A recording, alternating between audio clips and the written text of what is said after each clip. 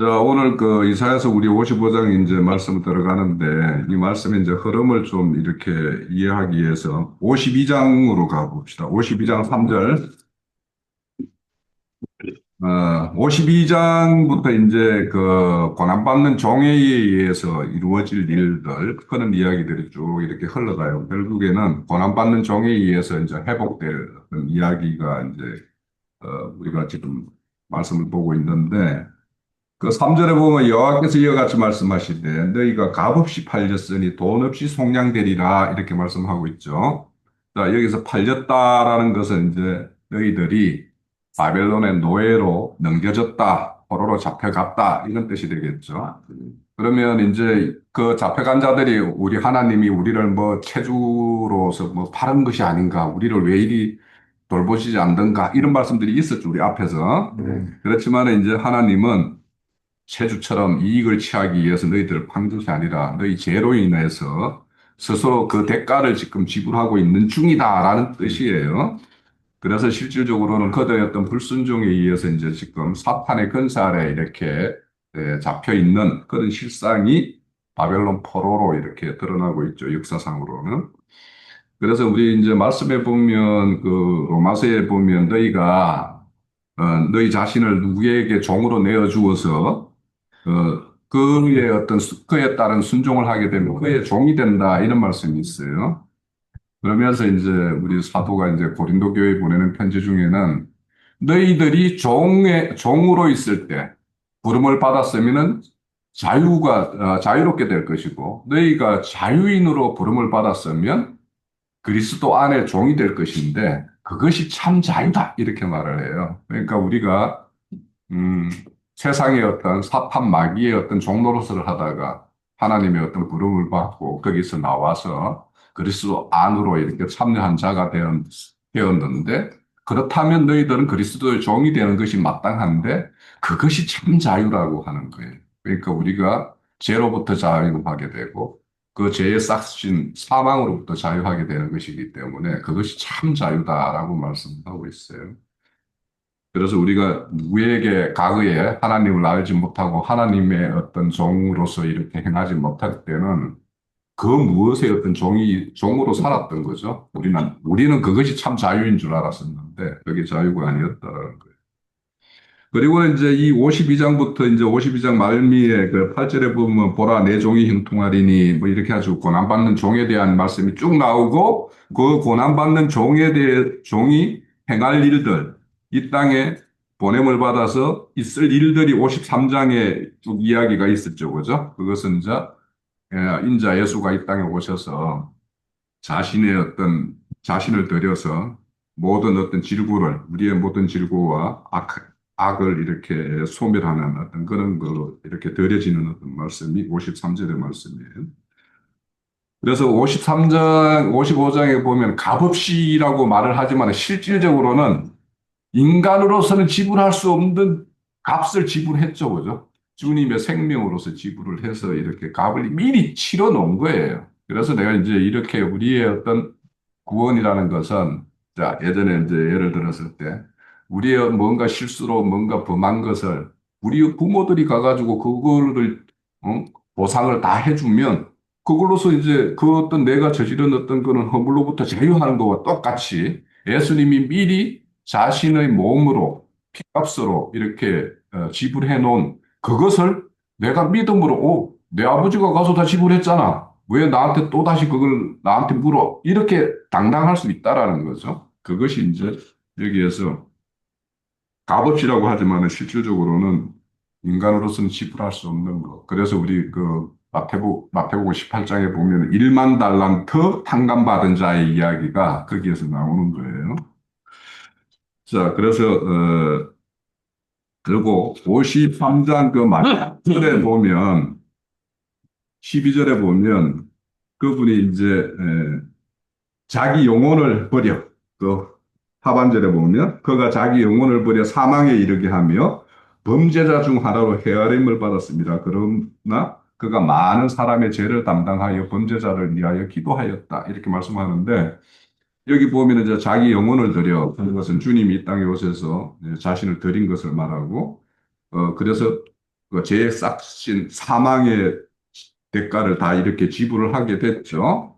그래서 여기에서 하나로 헤아림이 되었다라는 것은 죄 없는 분이 죄인으로 이렇게 헤아림이 되었다라는 뜻이기도 하고, 이 헤아림이라는 것은 셈을 했다라는 뜻도 있어요. 그러니까 죄의 빛이 있으니까 그 빛을 갚는 셈을 이렇게 치렀다 이런 뜻이기도 해요. 그리고 이제 그가 범죄자를 위해서 기도했다 그러죠. 그러면은 뭐냐? 자신을 들여 대속을 했고, 기도는 중보를 했다라는 거예요. 내가 대신 죄를 이렇게 지불했으니 아버지, 이들의 죄를 다 도말하셔서 이제는 하나님의 자녀로 이렇게 삼아 주세요 하는 어떤 그런 중보 기도를 했다라는 거예요. 그래서 그 어린 양 예수가 오셔서 대속과 중보자로서 이렇게 행한 것을 이렇게 말씀을 하고 있죠.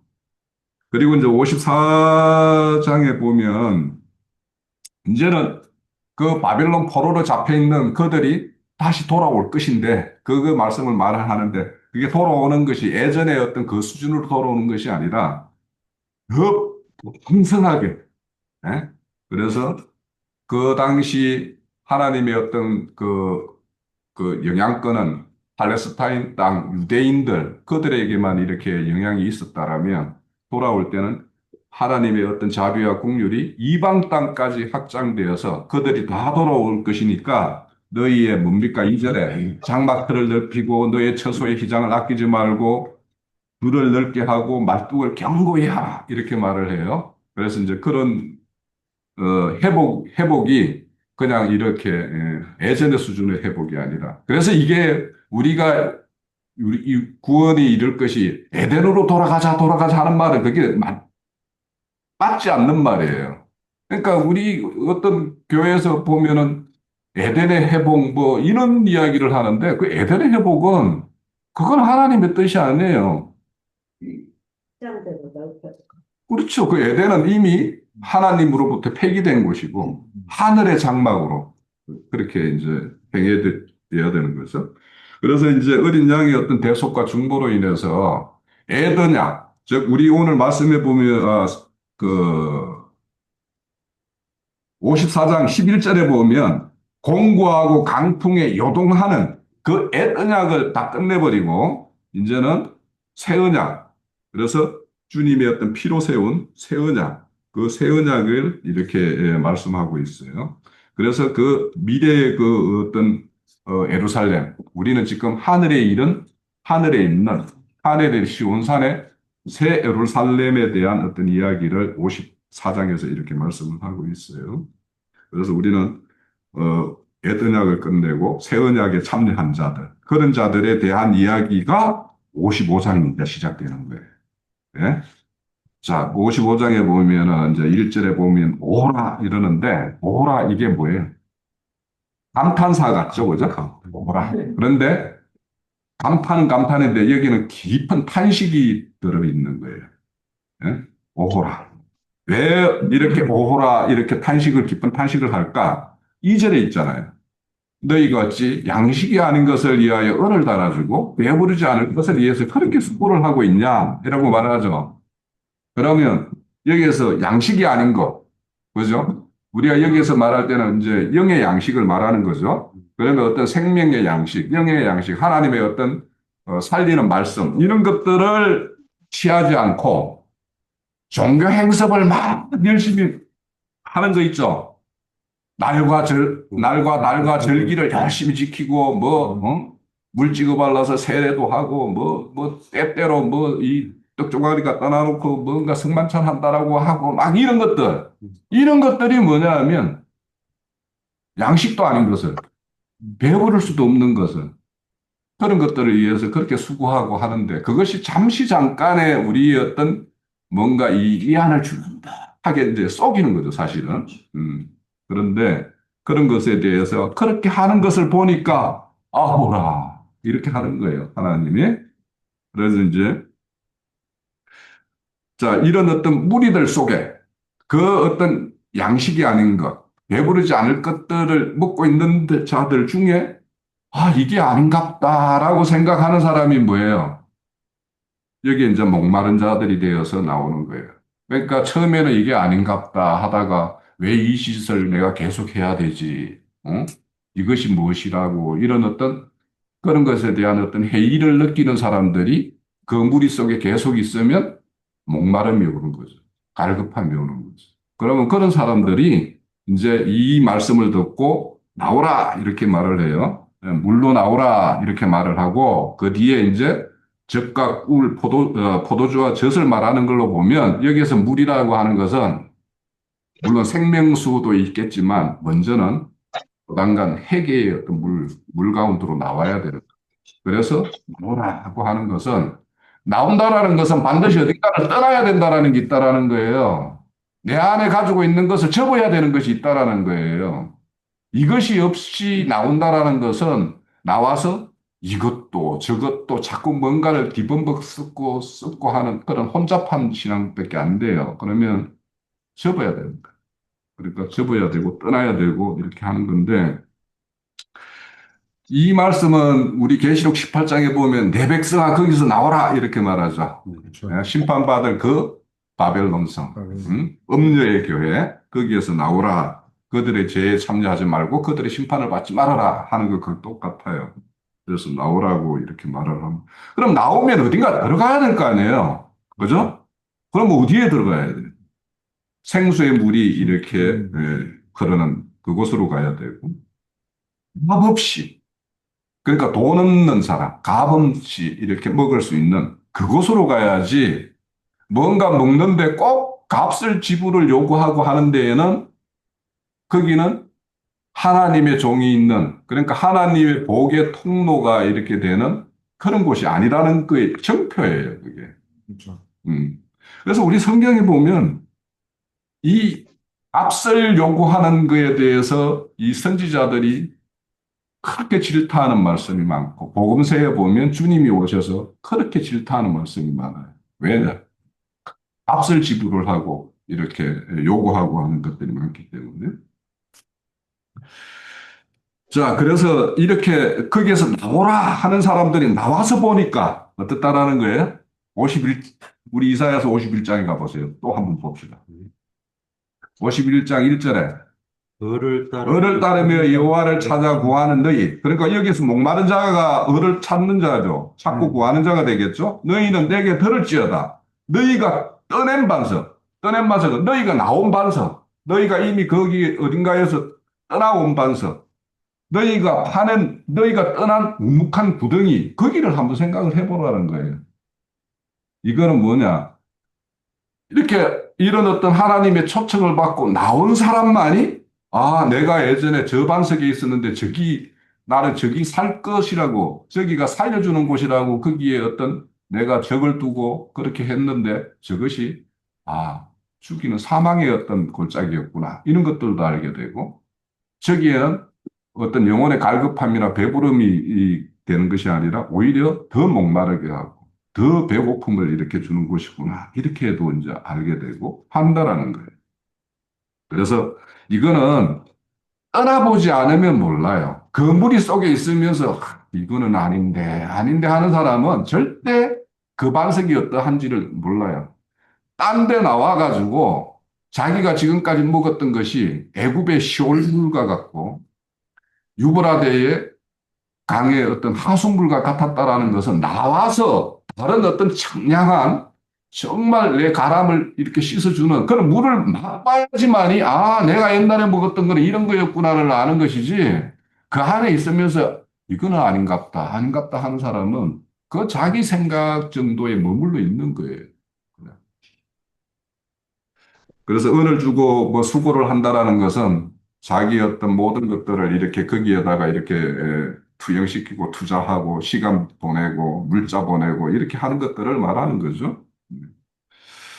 그래서 이런 것들은 잠시 잠깐의 어떤 만족을 주지만 그 자리를 떠나는 순간 그냥 그거는 어딘 흔적도 없이 사라지는 것들 그런 것들 속에서 우리가 예전에 뭐 세족식 하는 거 그런 거 한번 해보면서 눈물도 흘려보고 뭐 했지만 그게 무슨 의미가 있어요? 지금 가만히 생각해 보면.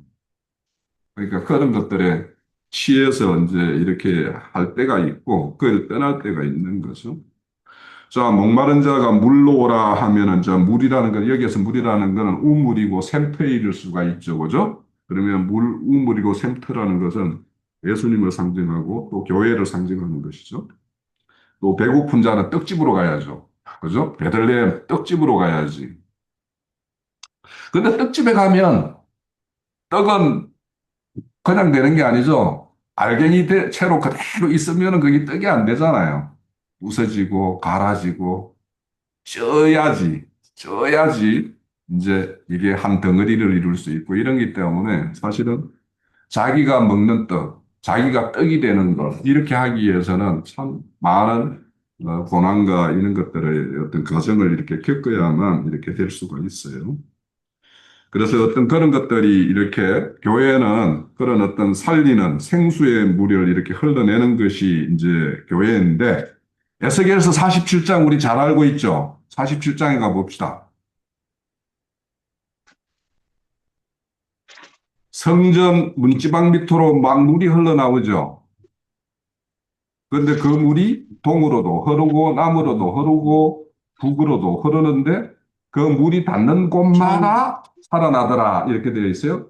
1227페이지. 예, 27페이지죠. 그 1절에 보면 문지방 밑에서 물이 나와 동쪽으로 흐르고 성전 오른쪽 제단 남쪽으로 흘러내리더라. 또 내가 보니 북문으로 바깥 꺾여 동쪽으로 향한 바깥문으로 이렇게 섬이 나오더라. 이렇게 말을 해요.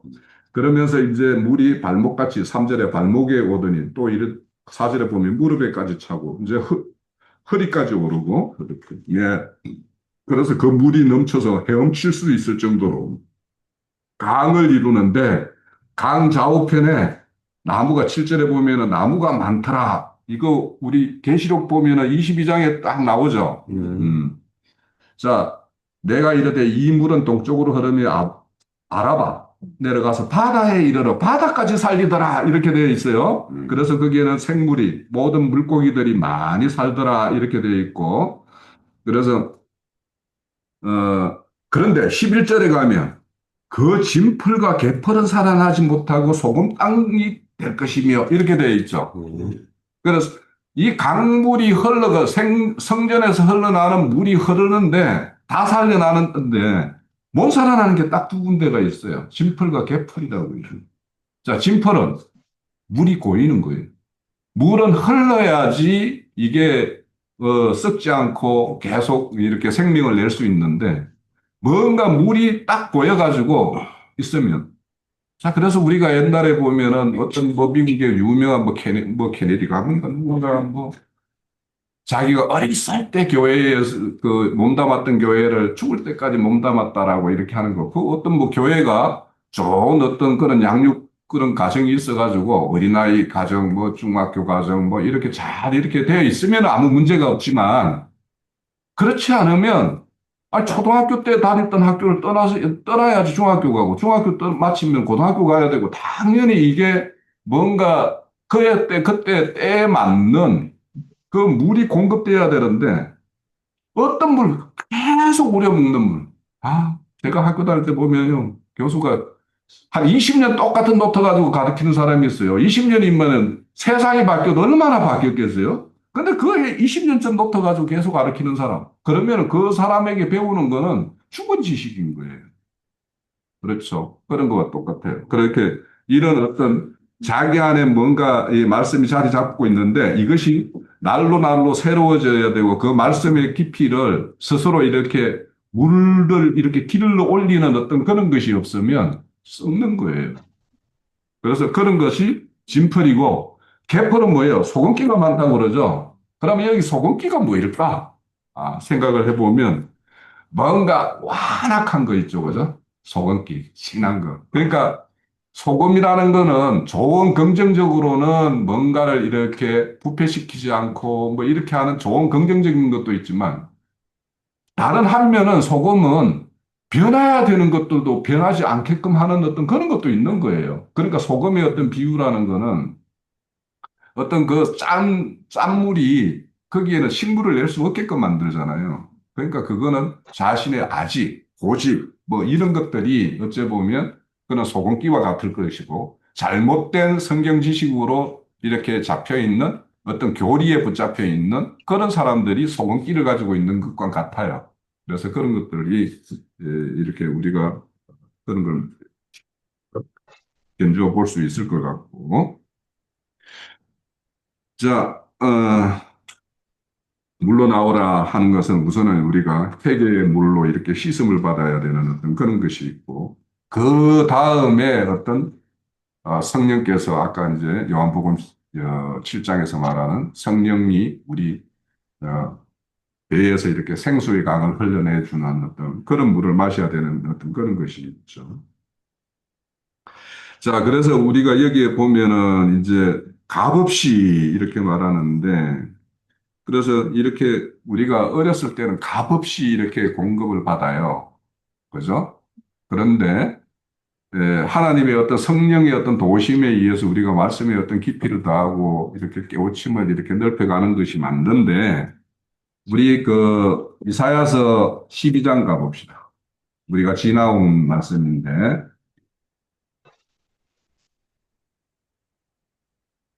12장 3절 한번 읽어보시죠. 먼저 찾으시면. 그러므로 음, 너희가 기쁨으로 구원의 우물들에서 물을 기르리로다. 기를 것이다라는 건 성령의 도심으로 인해서 이제 이렇게 말씀을 깨달을 것인데, 이게 이제 우리가 어떤 기록된 말씀 속에서도 말씀을 기르어야 되겠지만, 우리 삶의 현장을 통해서 하나님은 또 말씀을 많이 하세요. 그러니까 그런 것에 의해서도 우리는 이 말씀을 깨닫는 것, 또 말씀과 이렇게 일치시키는 어떤 이런 것들이 이제 있어야 되는데, 이 물을 기른다라는 것은 우리 그 마태복음 7장에 보면 그런 말씀이 있죠. 구하라, 찾아라, 두드리라. 구하면 주실 것이요, 찾으면 찾을 것이요, 두드리면 열릴 것이라 하고 이야기했어요. 그러니까 이게 구하고 찾고 두드리는 거는 앞에서 우리가 말하는 목마름을 가지지 않은 사람은 절대 찾지 않아요. 구하지 않아요. 두드리지 않아요. 그렇죠. 그런데 내 안에 뭔가가 이렇게 해소되지 않는 어떤 그런 바람이 있으면 음, 바람에는 물 찾게 되어 있는 건 당연한 거 아니에요. 그런 거예요. 그래서 이제 우리가 말씀을 추구하다 보면 뭔가 궁금한 게 있고 음, 그 궁금한 게 있어서 이 말 뜻이 어떤 것일까?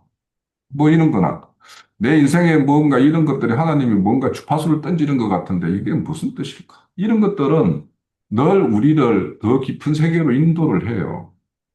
그래서 그런 것들을 붙들고 우리가 말씀을 이렇게 묵상을 가지고 하나님께 뜻을 구하고 하면은 반드시 그 뜻이 열려져요. 저는 그거 엄청 체험하였어요. 그러니까 교회 가서 얼마지 않았을 때, 교회에서 보이는 것들이 이게 뭐지? 하고 이런 것들을 보고 내가 좀, 어, 교회가 무엇이고 성경이 무엇이고 이렇게 알고자 할 때, 그때는 뭐, 이거 이상한데요? 뭐, 이게 궁금한데요? 하면은 반나절에 안 가서 그냥 이렇게 답을 남의 입을 통해서 듣든지 뭔가 내 눈에 보이는 어떤 그런 현상을 통해서, 뭐 죽은갑다. 이렇게 느끼게 하는 것. 음, 참 그런 것들이 이제. 그래서 하나님은 찾고 두드리고 하는 사람들이 그런 사람을 얼마나 기뻐하실까. 나 주려고 막 지금 막 이렇게 막 이렇게 뭔가 막 바리바리 쌓아놨는데, 음, 어? 그런 찾는 사람이 얼마나 기특하고 이럴까. 그런데 목마름은 여기서 말하는 거는 아까 이제 첫 시간에 그 사람의 어떤 영적 상태죠, 그죠? 영적인 갈급함인데, 그런데 우리 잘 아는 아모스 8장 11절에 보면 이런 말이 있죠. 양식이 없어 주림도 아니요. 음, 물이 없어 가람도 아니요. 음, 여호와의 말씀을 듣지 못한 가람이라. 음. 이렇게 말하죠. 아멘. 그러면 지금 오늘 말씀에도 뭐냐, 목마른 자 와서 들어라, 들어라, 듣고 들어라, 뭐 이렇게 말하잖아요. 음, 그러니까 여호와 말씀을 들으라는 거예요. 음, 그러니까 여기서 배부를 것도 양식이 될 것도 다 하나님의 말씀이라는 것이에요. 그래서 듣고 들어라 하는데 이 말은 뭐예요? 근성으로 듣지 말아라 이런 말이죠. 음, 한마디로 말하면 그러면 우리 다른 어떤 모임을 하다가 우리 모임에 이렇게 왔는데 뭐 말 이렇게 듣고는 뭐 집회 끝나면 어휴, 오늘 은혜 받았습니다. 어떻습니다. 이러면 음, 그 사람이 습관적으로 그냥 인사치레로 그냥 은혜 받았습니다 하는지 아니면 여기에서 증거되는 말씀을 근성으로 듣고 뭐 그냥 그런갑다 뭐 하는 건지 그 참 애매하죠, 그죠? 근데 그런 사람들이 한 이틀 지나면 안 오더라고, 대부분. 그렇게 하는 사람들은 알아. 그런데 이게 뭐지? 이런 소리가 뭐, 어떤, 이게? 뭐 이런, 왜, 사도행전 17장에 보면 베레아 사람들에 대해 이야기하죠. 네. 그 사람들은 말을 어떻게? 신사가 와서 성경을 참고하는. 그렇죠. 그들은 갈급함으로 네. 말씀을 이렇게 듣는다고 그렇게 이야기하고, 그러고는 그러한가 이렇게 묵상을 한다라는 거예요. 그래서 저도 이제 첫 교회에서 떠나서 두 번째 교회 모임 가가지고 머리가 띵 했어요. 그러니까 뭔가 이렇게 지진이 일어나든지 뭔가 막 무덤이 터지는 소리가 나든지 뭐 이게 정상인데 뭐 은혜 받았습니다. 이러면 이거는 그냥 근성으로 듣는 거죠. 좋은 소리 많이 들었고. 음. 자, 그런데 그러면 오늘 이제 말씀에도 이제 다음에 이사야서 55장 이제 뒤에 뭐 10절 이하에 가면은 그런 말씀이 있겠지만 히브리서 6장 한번 찾아봅시다.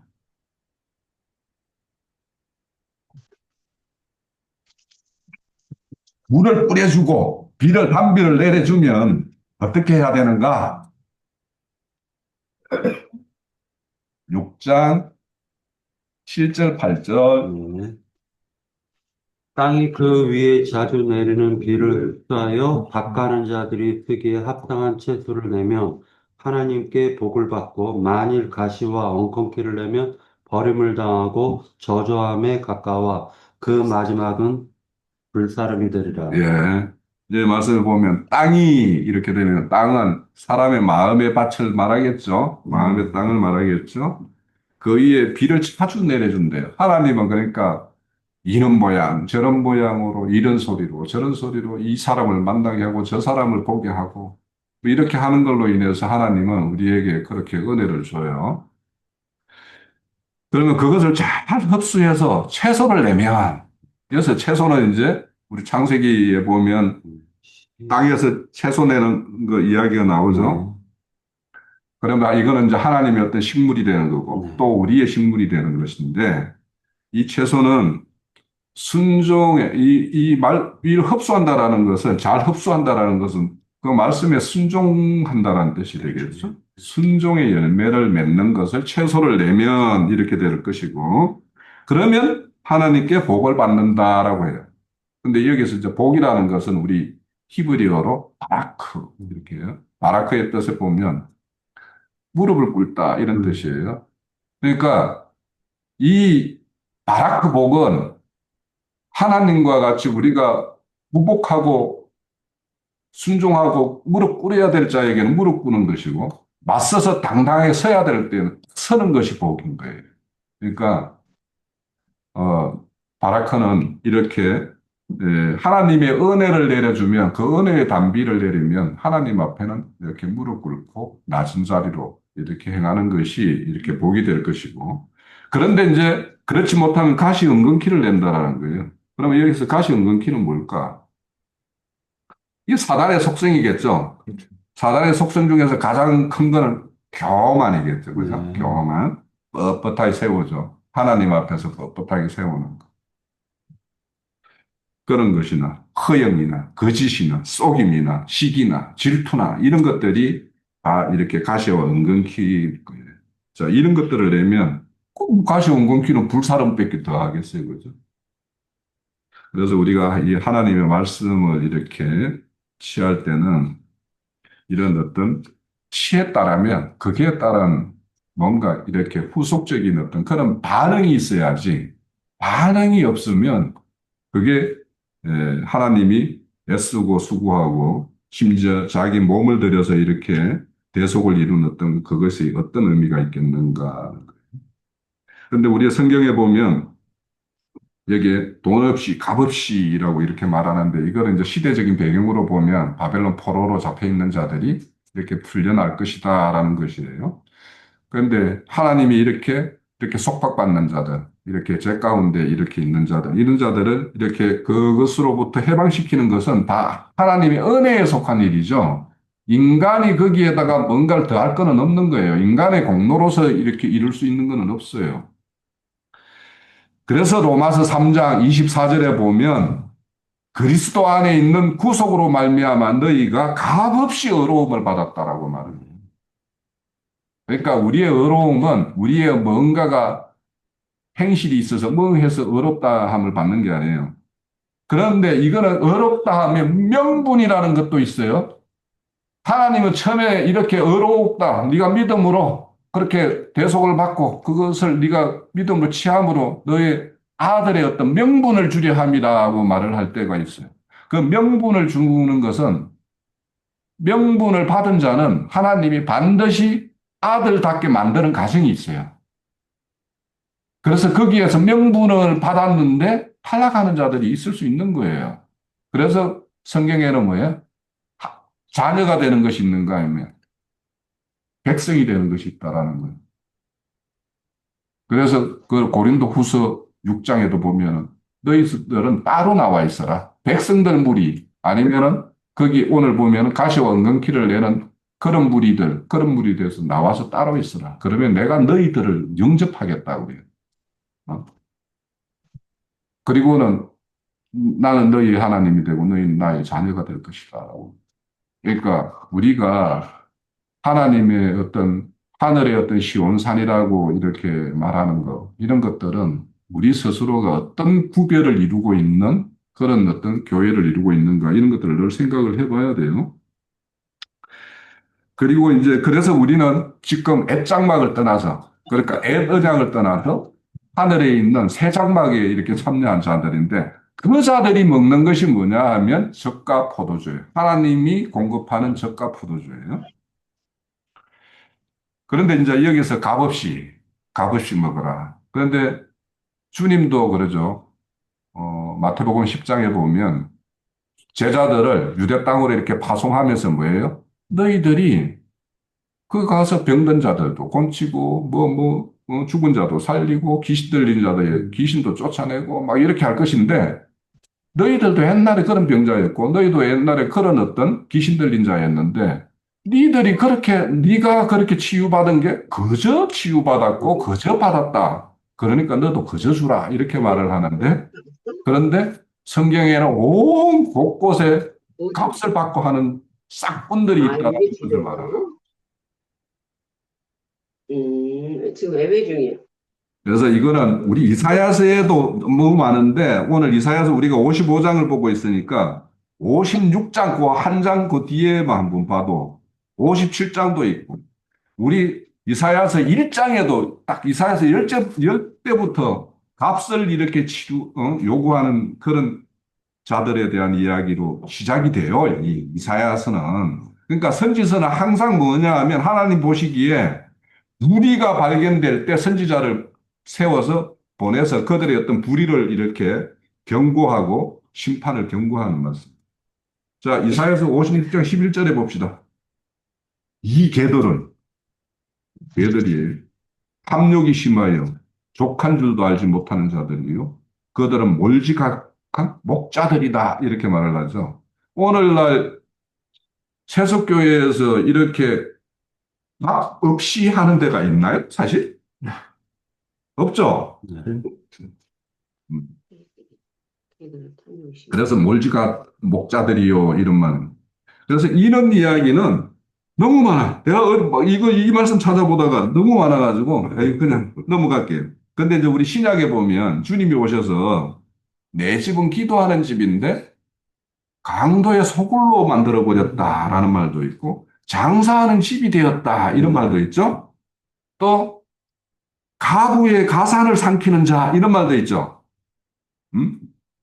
또 이제 그 사도들이 말하는 데 보면은 그 그들의 배는 신은 배요 이런 말씀도 있고 경건을 이익의 방도로 삼는 자들 이런 말씀도 있고 그러니까 이 너무도 많은 거예요. 그러니까 이런 어떤 걸 보면 이 하나님의 어떤 은혜를 아는 자일까 모르는 자일까라는 것도 생각되고 이 사람들에게 감사라는 것이 있을까 없을까 라는 것도 이제 생각을 하게 되는데 꼭 우리 하나 찾아볼 거는 사도행전 8장에 보면 사도행전 8장에 보면 그 성령으로 주는 어떤 그 능력을 돈으로 살락하는 사람이 있죠. 네. 그죠? 그 사람 이름이 뭐예요? 그런 시몬이든 시몬이든 네. 시몬은 그러니까 성령을 주는 능력을 돈으로 살려 하는 자. 그래서 그 하나님의 은사를 돈으로 살 줄 생각하느냐? 너희과 함께 망할 것이다. 이렇게 말씀을 하고 있죠. 자, 그러면 오늘날은 성령을 주는 능력을 사는 자가 있을까요? 없을까요? 많죠. 차고 넘치 그 사람들이 뭐 해요? 장사하지. 자, 나 신학했어. 그 사람들 성령 주는 능력을 돈으로 산 사람이에요? 아닙니다. 돈으로 사. 돈으로 사는 사람들이죠. 대표적인 거예요. 오늘날. 그 신학해가지고 나는 신학했기 때문에 강대상에서 내 하나님의 어떤 대언자로서 행세를 하겠다라고 하는 사람들이 시동과 같은 사람들.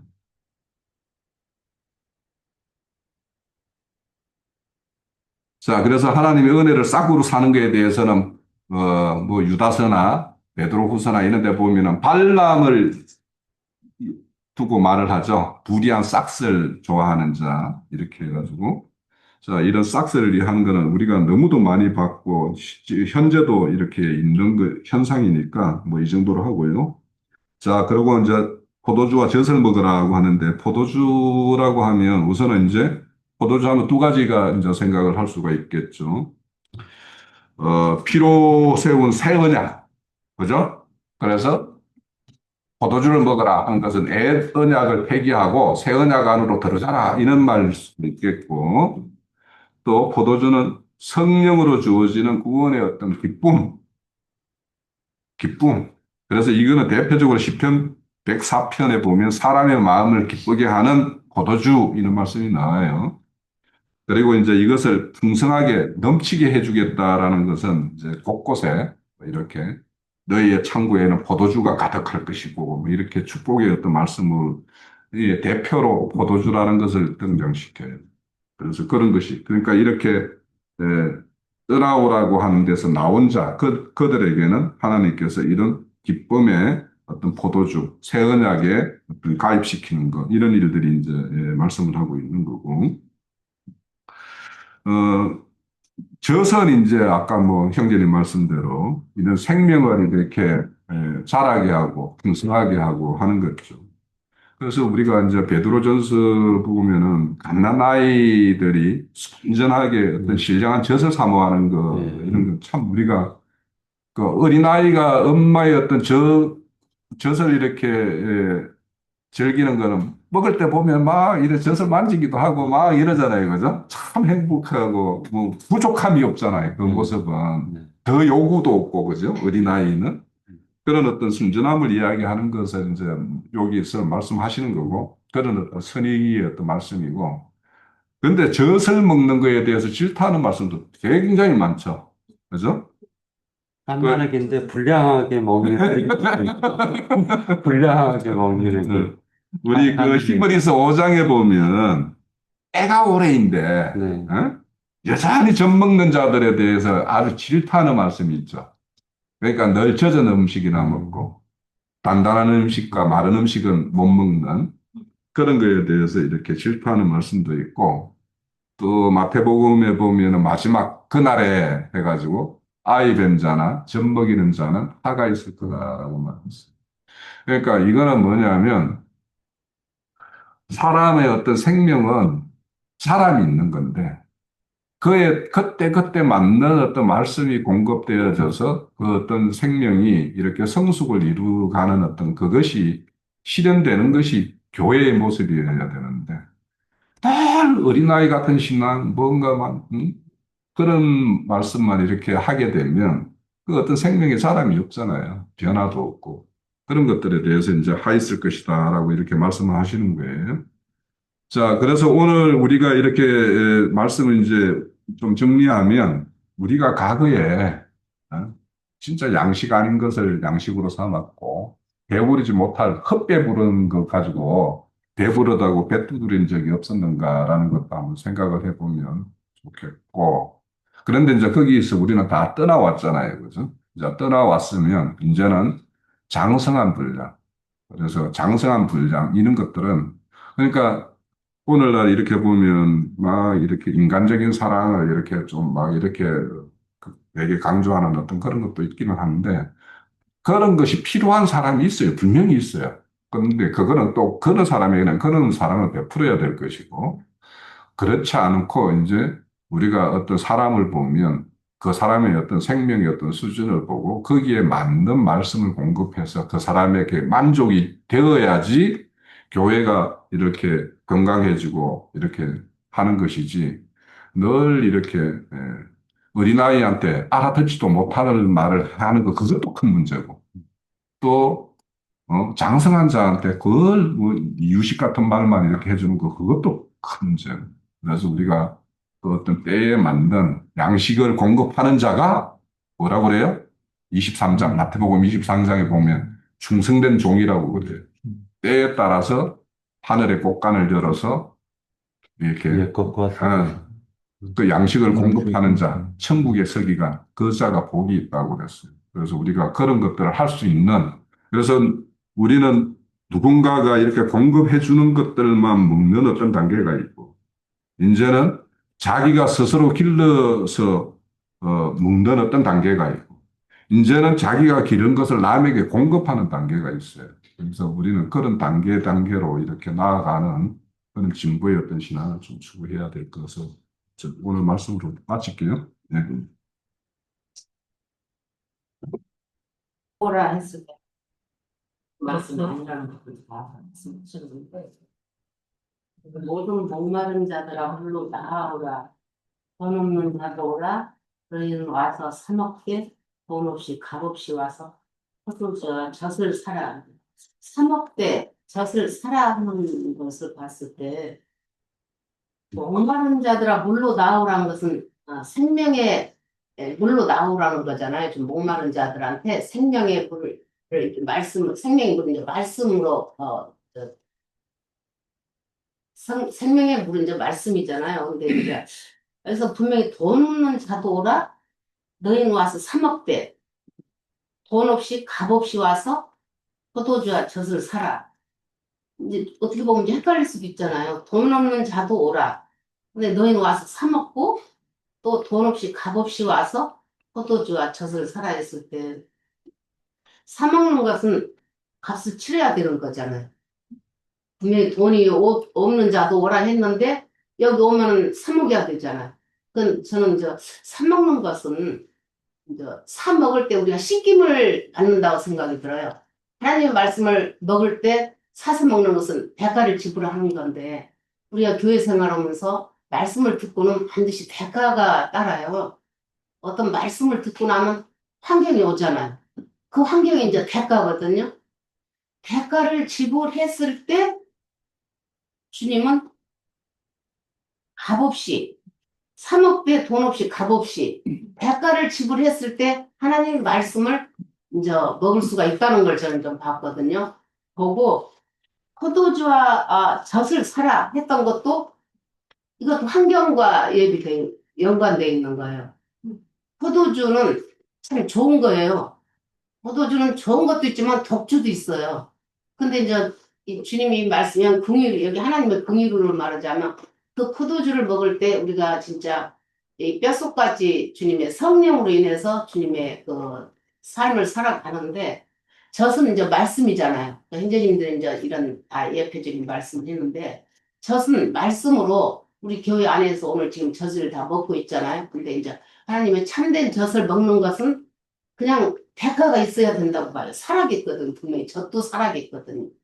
그러면 우리가 이 말씀을 먹을 때 좋다 이게 아니고 반드시 주님은 어떤 말씀을 주면 반드시 그 말씀에 따라서 환경이 온다고 좀 봐요. 저는 그래요. 몇십 년을 생활했지만, 그때는 참 달콤했어요. 막, 근데 배에서는 쓰게 되는 거예요.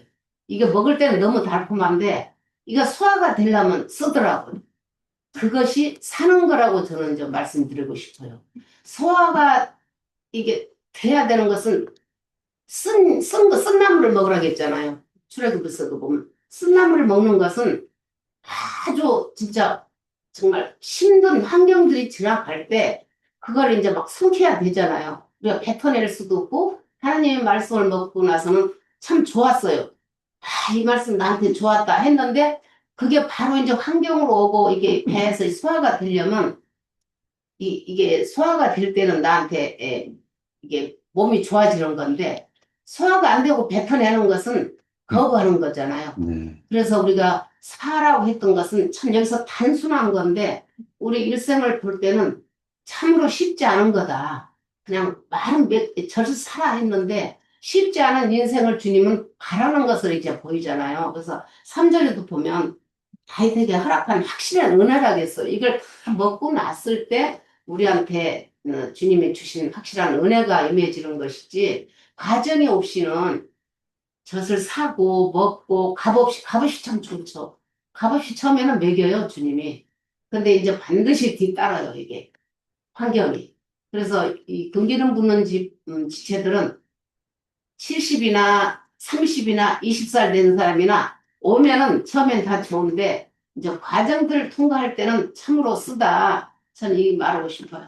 사는 것이 쓰다. 저는 이렇게 결론을 내리고 싶어요. 아, 그 관련해서 말씀이 아까 우리 그 히브리서 5장 그 찾아봤을 때 보면 13절에 젖 먹는 자마다 어린아이니 의의 말씀을 경험하지 못한 자요 이렇게 말을 해요. 그럼 의의 말씀을 뭐로 경험해요? 인생의 삶의 현장에서 경험하죠. 이런 저런 썬맛도 보고 단맛도 보고 때로는 위로도 받기도 하고 뭐 이렇죠.